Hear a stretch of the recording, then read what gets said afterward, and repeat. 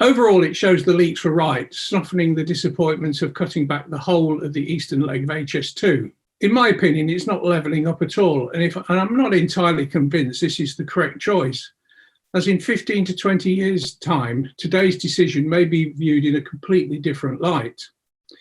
The potential capacity releases that local trains would have with HS2 being built may not happen now, and alternative solutions may have to be found, such as expensive digital signalling.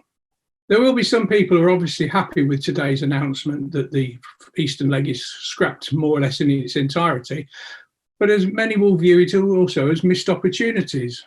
We still don't know whether passenger numbers will return to the pre-pandemic levels or not.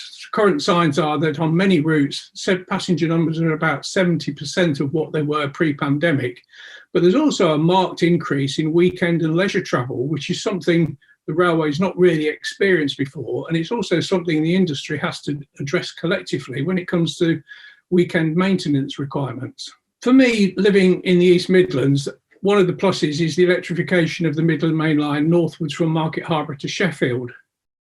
For far too long, electrification plans of this line have been deferred, and for the past 4 or 5 years, we've obviously had to make do with the knowledge of bi-mode trains, but that may not end up happen as intended.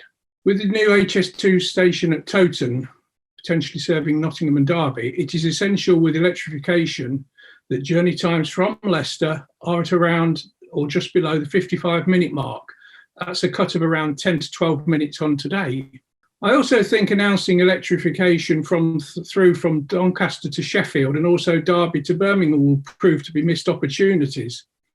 Within the next 10 years, we're going to need new rolling stock on cross-country, and bi-mode trains could have run from Scotland north east right through to Birmingham and possibly on to Bromsgrove on wholly green electric power and not diesel as at present.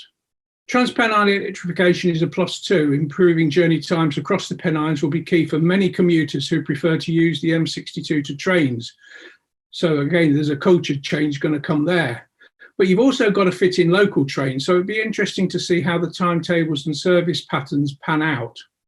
With these announcements, there probably needs to be a review of rolling stock to make sure the best use of electrified routes are being taken and avoiding using diesel under the wires where possible.